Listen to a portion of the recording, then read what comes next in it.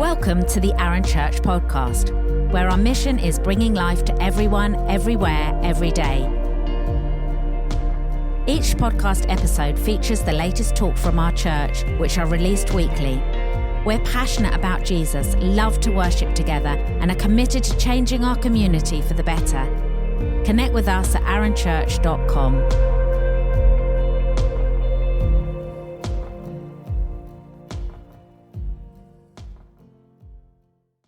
Morning, everybody. Nice to see you all. How are you all doing? Good, lovely. Good. So this week we are looking at, as Amy has already started, looking at like right relationships, wisdom in our relationships. So I thought we'd open this morning up with, how long ago did you last correct somebody? How many days, hours, minutes ago did you see somebody making a mistake or somebody who could be doing something a little bit better and you just let them know how they could do it better? Yeah? Sound familiar? If you're honest, it was probably this morning before church. Yeah? I myself was thinking of examples of me doing this, and there were so many, I just couldn't choose. So, for example, yesterday, Sam dressed Cohen, and I was like, what is he wearing? Why is he wearing that? That's an odd combination, a peculiar choice. And Sam was just like, if you don't like it, you dress him. I was like, fine, taken. Earlier in the week, as I was preparing this talk, our house was, as always, just a bit mad, a bit crazy, a bit just, busy. And I found myself saying, I do not like how you are speaking to me. And then was like, I do not like how I'm speaking to you. And I see how we've got here. So often we have these moments of pointing out other people's flaws, seeing what other people are doing wrong, seeing where they've gone wrong or what they're doing or how they could do it better. And we helpfully tell them. We helpfully point it out and let them know. So we're looking at wisdom in relationships today, and we're continuing our new way, the Sermon on the Mount. And for the main chunk of the Sermon on the Mount, it's about how we do right relationships with God and with each other. And that is the vast majority of the Sermon on the Mount, because we are in so many relationships every day. It's really important that we get this right. So we've talked about, Jesus so far has covered, like, we need to love our enemy. We need to be peacemakers. We need to be radically generous. We need to hunger and thirst for right relationships. And I love that phrase, hunger and thirst. Am I so hungry, and am I thirsting for getting relationships right? We often, everyone here, we come to church. We sing songs to God. We study the Bible. We learn from each other. And the more we do that, often we have more insight into God's wisdom. And the more insight we've got to God's wisdom, or the more that we can see what is the right way, the more that we often can see what other people are doing wrong. More often we can see where the world's going wrong, or where people who don't know God are going wrong. And so often as Christians, we point that out. So often as Christians, we say, you're not in a line with God. This is not what God says to do. This is not what... And we start dishing out God's wisdom as if it's our own wisdom. And that's why as Christians, we've got a label of being judgmental. Because the truth is, we are judgmental. We stand and we look at other people and we can see what they're doing wrong, and we tell them. Because we feel like it's our right. Because we know, if you know something's right, surely you should say, surely you should tell somebody, surely you should point it out. Surely that's the right thing to do.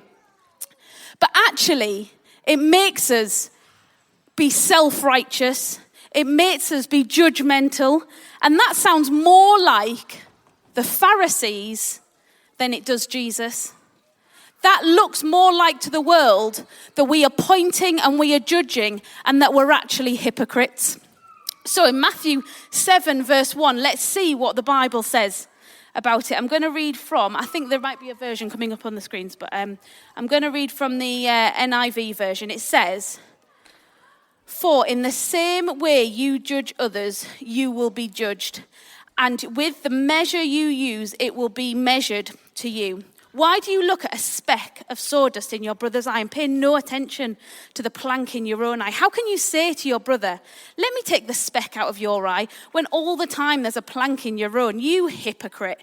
First take the plank out of your own eye, and then you'll see clearly to remove the speck from your brother's eye." I'm just going to read it again, but in the Message version, because I just like how you can hear things differently when it's put differently.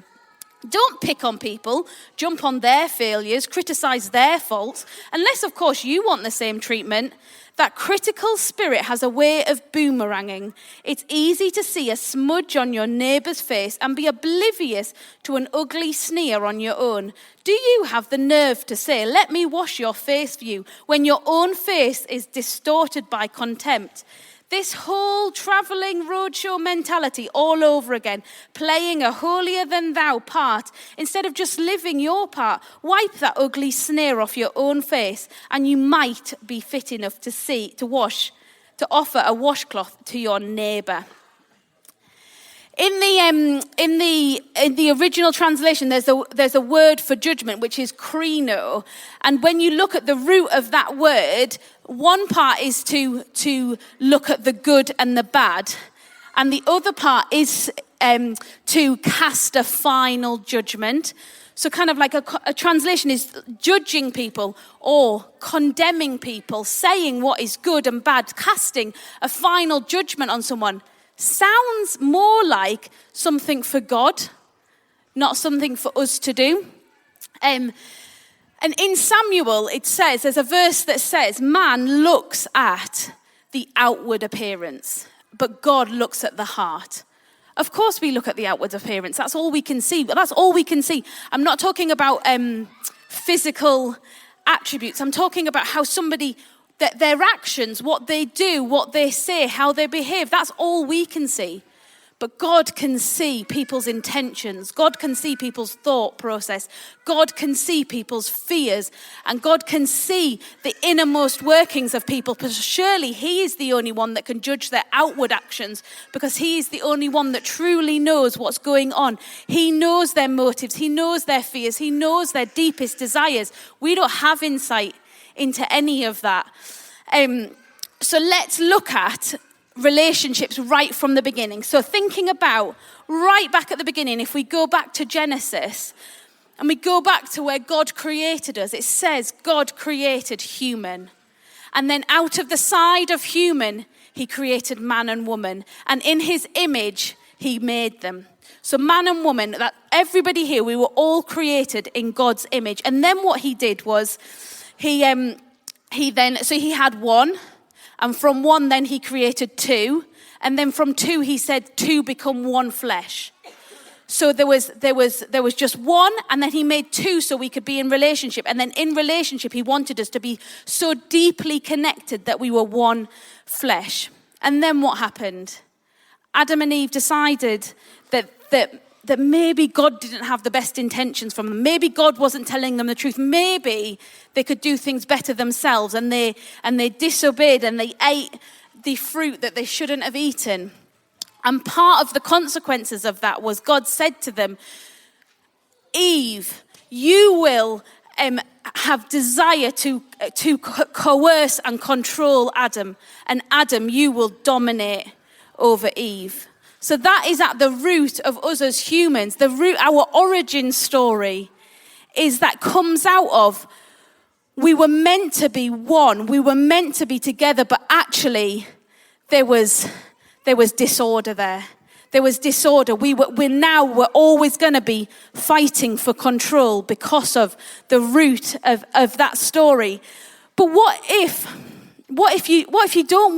you're trying your best not to control? What if you're not being controlling in a bad way? What if you just really, really want to help someone out?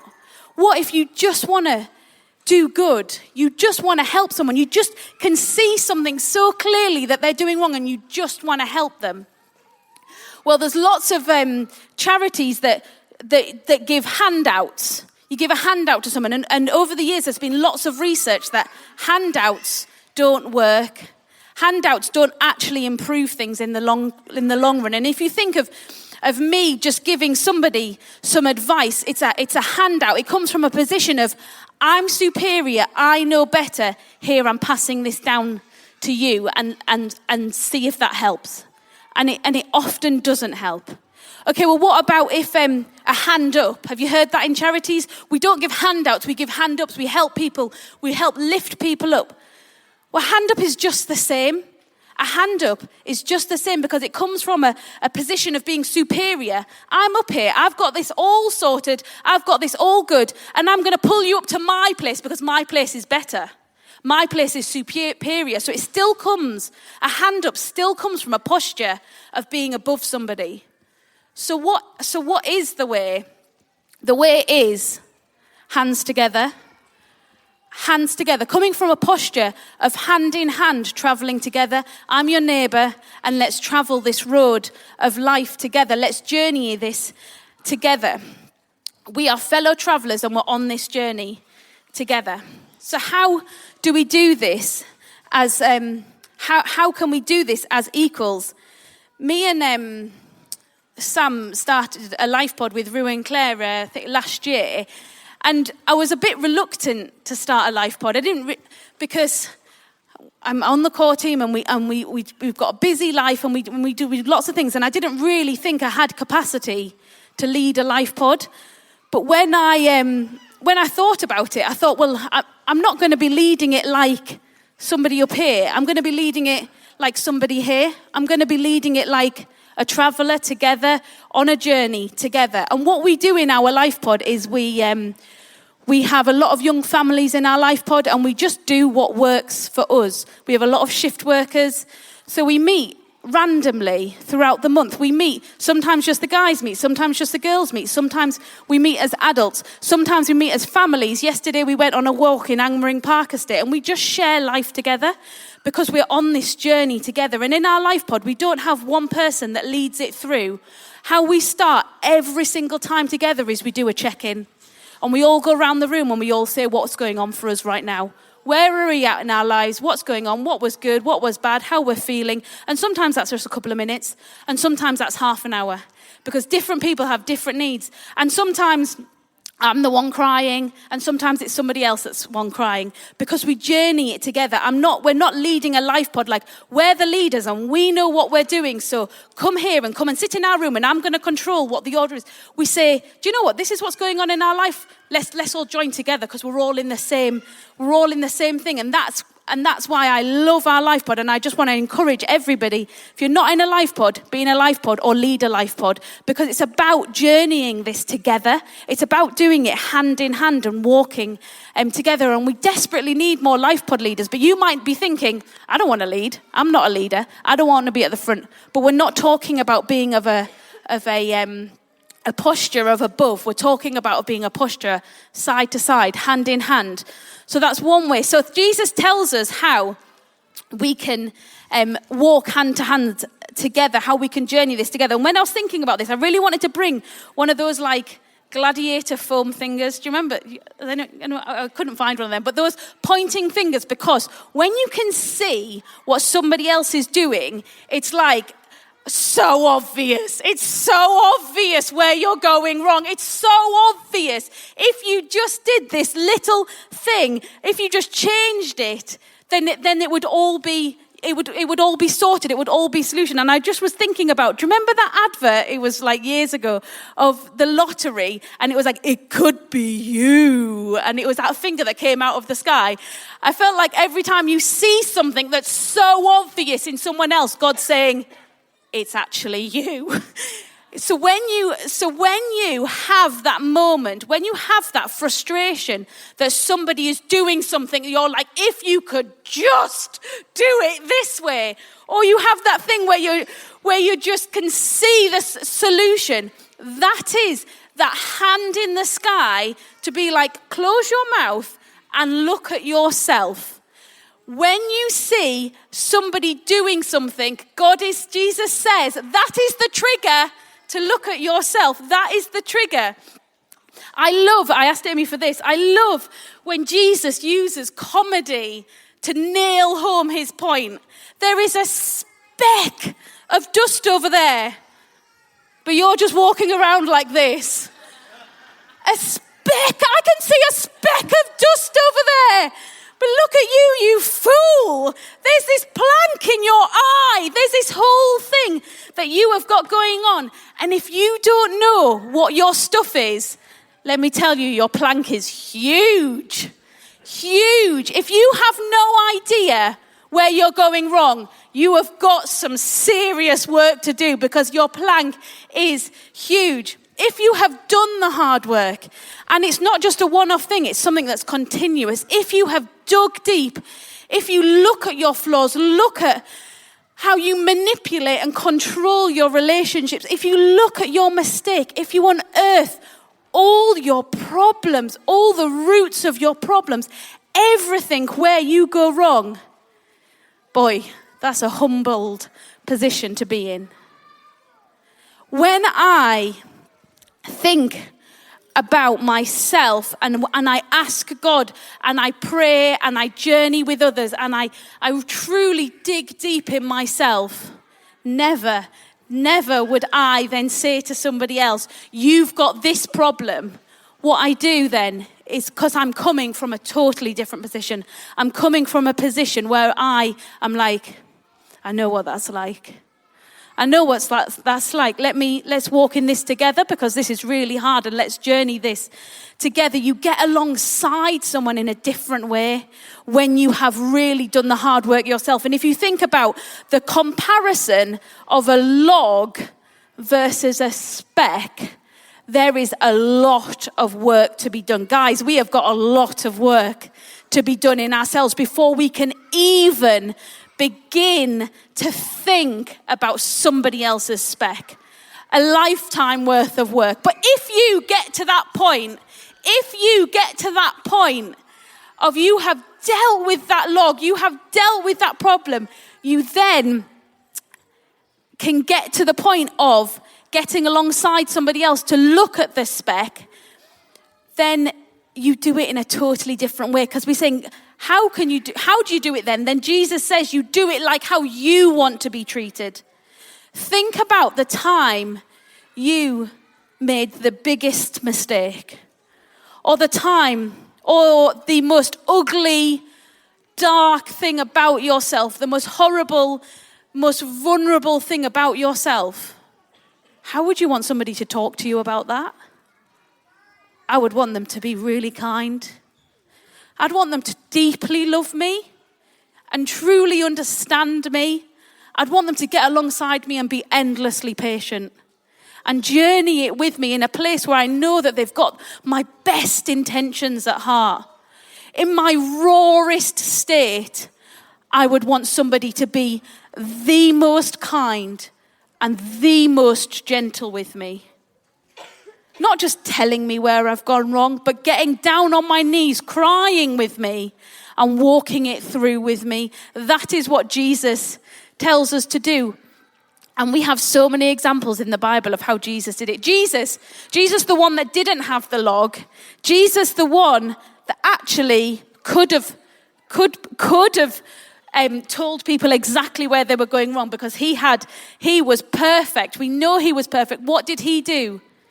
He said to the crowd, he without sin cast the first stone, and then he never picked up a stone. He was the only one there that could have done that, and he did not judge. He looked at the woman who was knelt at his feet, who'd cracked the alabaster jar over him, and he didn't see her outward actions like his disciples had done, but he saw her heart.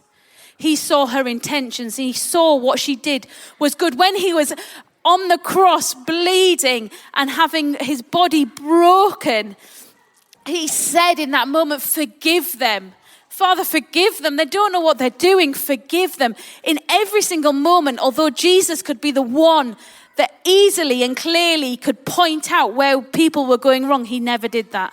He never cast a judgment. He always got alongside and loved them for what their intentions were, what their intentions are. And the truth is, it is so easy to see what people are doing wrong. And that's because when you're inside a bottle, you can't read the outer label. You need somebody else to read the label for you. But that's why we all need to do the hard work. We all need to look to each other, to journey together, do it together, but do it from a position of side by side. I'm doing the hard work as well. You do the hard work. Let's journey together. Let's walk together. Let's do it together. Because getting relationships right is so important. God made relationships because relationships are so important to him. Relationships are so important. And like we said in our series on the Sermon of the Mount, he said, do you hunger? Do you thirst for right relationships? Or do you just try a bit, and if it's not working, or if somebody annoys you, or if somebody hurts you, just cut that one away. Cut that one off and move on. Or just phase that one out a bit. Is it in your heart? Does your heart break to get connection and relationship right with each other? Because that is God's heart. That is God's heart for us, that we are thriving together. We are doing the hard work together. We are journeying. We are traveling together. I'm just going to get the band to come back up, and I'm not sure if we're going to sing, but I just want us to just have some music on Daily Lectio. They have like an app, and you listen to a daily thing, and in between everything they just have just instrumental music playing, and it's just so important to pause after we've heard something and just sit and reflect and sit and listen. And so the music is not going to, it's nothing special. It just provides that space for us to just kind of reflect and look inwards and think about, God, what are you speaking to me about? God, what are you wanting me to do? I'll move over this way. So, have you got any things that really trigger you? Any behaviors, any qualities in other people, any things that really irk you or get to you? Have you got, is it certain qualities? Is it anger? Is it neediness? Is it incompetence? Is it, what are qualities in other people that you see and really trigger you, does something to you instantly? Maybe they're things that we need to be thinking about. What about, I was thinking as I was preparing for this, what about restoring relationships? What about saying sorry? Is there somebody that you need to say sorry to? And I think, don't underestimate the power of the word sorry. I was reading a story a few weeks ago about somebody who was in their 70s, and they wrote a letter and apologized to their child who was in their 50s for something happened that when they were like 6 or 7, and it was so long ago, and it wasn't anything like abuse or anything like that. It was just something that they just felt that they'd maybe done wrong and said sorry. Sorries are so powerful. Don't underestimate the power of saying sorry. Sorry can release somebody into what the potential, it could change the trajectory of somebody's life. If you have anything that you need to say sorry for, let God speak to you about that. I was thinking about when I was a little girl. Oh my goodness, I could not say sorry. I found it so hard to say sorry. It made me feel such shame to admit to somebody that I was wrong. And so what I used to do, if you were my siblings, I used to like write a little note and put it under the pillow and run away. And if you ever acknowledged to my face that I said sorry, I'd have to say sorry again because there would be consequences. But so now with my children, we say to them all the time, when you look someone in their eye as soon as possible and you say, I'm sorry, and you say what you're sorry for. You look them in the eye and you say sorry and you say what you're sorry for. And so I just really felt when I was preparing for today that God was saying, there's some sorries that need to be said. And it might be a really historic sorry. But don't underestimate the power of that sorry.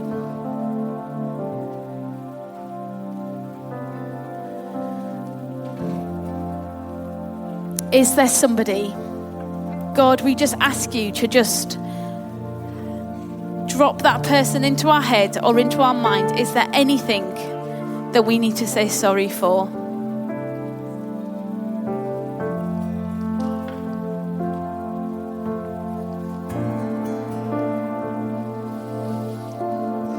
God, what am I being triggered by right now?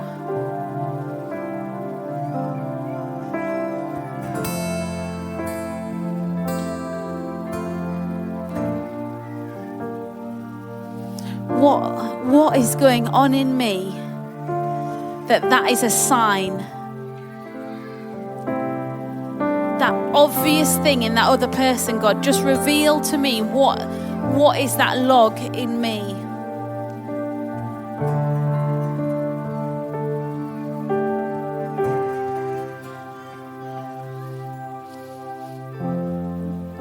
God, is there anything in any of my relationships that I'm trying to control or I'm trying to manipulate?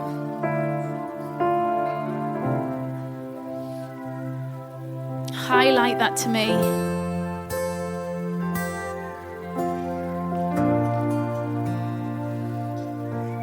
God, what am I fearful about in that? Help me release control.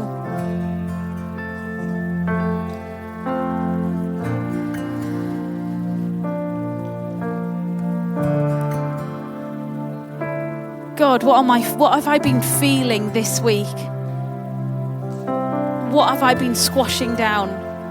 Is it anger? Is it hurt? Disappointment? Sadness? Rejection?